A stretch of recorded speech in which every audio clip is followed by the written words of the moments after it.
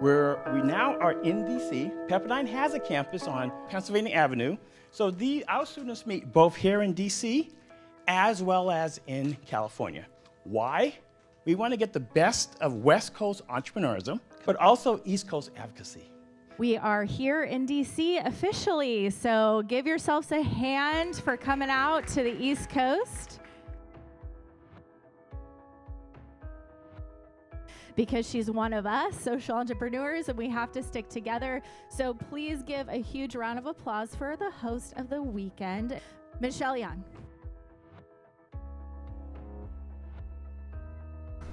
Get out your pen and pencils, or your phones, I guess now, huh? Rochelle, you have done so much with, even when you're stationed in Afghanistan and Iraq, and you talk about working hard and continuously working hard. Can you talk about how you built that grit?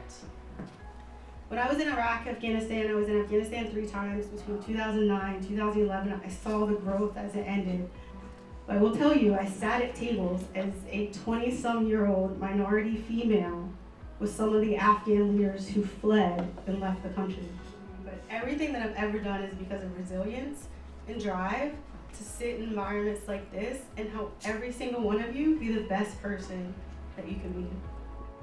You know, it sort of just clicked, right? Like, oh, there needs to be more people like me on that side of the table, and then there also needs to be more people like me on my side of the table. The smartest thing that I did in my early career was collect mentors. Identify people out in the world, whether or not they were directly connected to what I wanted to do, and say, I respect who you are in the world. I want to continue to learn with you. Jaconi has earned multiple awards for her contributions, including the Peabody Award. And she's also had back-to-back Breaking News Emmy Awards for presidential election nights at 2 networks. I love Washington, D.C., so that's where we're going to start. I think just like Mary Frances rebranded philanthropy as for purpose, I'm going to rebrand Washington. There's a secret. It's actually full of people like you who want to make a difference. And so I want to start here. First, Dr. Bird, tell me what Washington, D.C. means to you. Oh, it's very easy.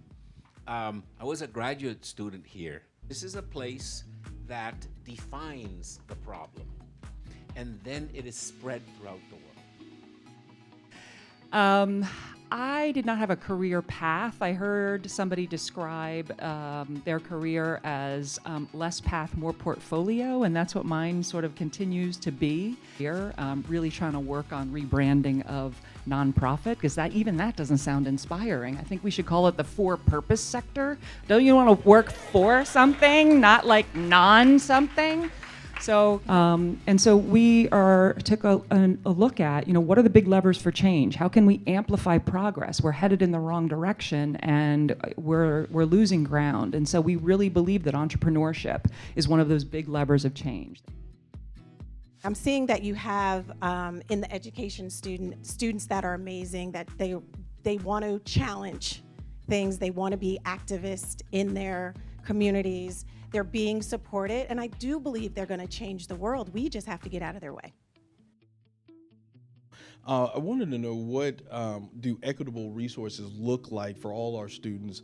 What can we do, agencies? I would say, all those board meetings that the public can go to and you're voting, those in to be on the board, we have to be there. Because that's where the decisions are going to be made. A lot of what is occurring, what resources are going to be brought in or not brought in for. So our program is really based around developing market-based solutions to problems. And I go market-based solutions. And we want our graduates to be able to lead and inspire change, new organizations, existing organizations, foundations, locally, globally. So that's what we're trying to develop in our particular students. Now, the fast pitch competition has been the cornerstone or the capstone of the program since cohort 5. I want to introduce the current professor, Dr. Zarek Bogassian. Zarek's job to inspire and guide these students to where they are today. Any help?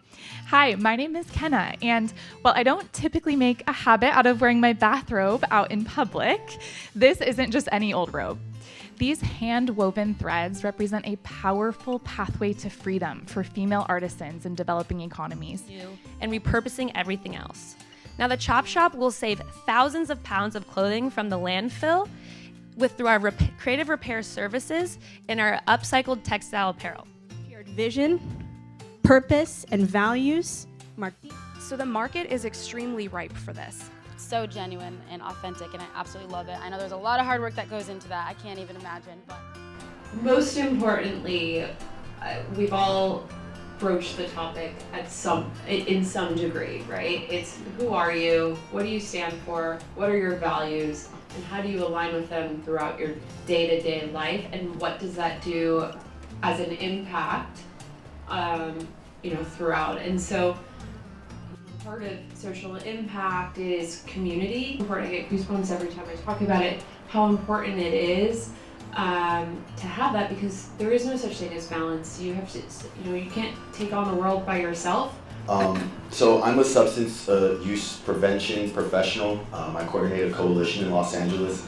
And speaking of mentorship, my question for Erica, I have a desire to go into the childcare sector and especially mobilize on employer subsidized childcare. She said, when you climb, you lift. But now they're saying that some of the most important things that we can do is community, purpose, and connection. Like, that's the secret to longevity. No one was looking for her, and I made a promise to myself that if I could ever do anything to help someone not feel the way I was feeling, I'd go to great lengths. Madam Secretary, your personal biography is intertwined with this city. Can you tell us a little bit about Washington? Oh, Washington. The way I think about Washington is that it is the seat of democracy. And a lot of good happens here. And it is filled with lots of people wanting to do good. I've since had many opportunities to come to Washington, go to different senators and representatives' offices, talk to lots of staffers, meet with senators, meet with representatives. We are filled, the city is filled with people who are thinking about how to help somebody else. And it's a beautiful place. How do you get new measurements, new motivation for things like sustainability and morality that aren't necessarily tied in equal quarterly statements? You're going to punt the difficult question to me?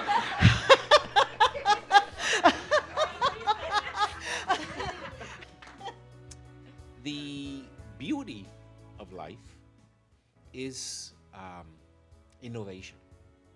Took off. The school became the world's first financially self-sufficient agricultural school, that education that pays for itself. And we started exporting this, and we set up schools in Brazil, in Mexico, in Colombia, in Central America, in South Africa, Tanzania, Nigeria, all over the world. And that is where something weird happened, because we saw kids levitating out of poverty. I cannot be any more proud of what they've achieved, from literally not having done anything similar to this, to be able to stand up tall and confident to present to a bunch of professional people from local government and entrepreneurs and professors and a bunch of cohorts here.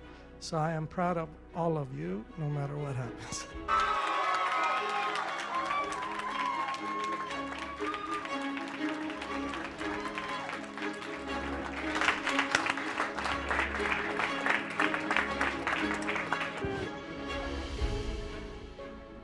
Congratulations, that's all I can say. So thank you so much for the opportunity to be your professor. So congratulations, wonderful job, students. Everybody who put this event on, this is the first annual in-person Social Entrepreneur Collective. I feel like it went pretty well, yeah? This environment where we can do this, feel these things, learn these things is really incredible and special. And that network that we talk about, and being intentional, being passionate, and leading with our purpose and being present. So congratulations.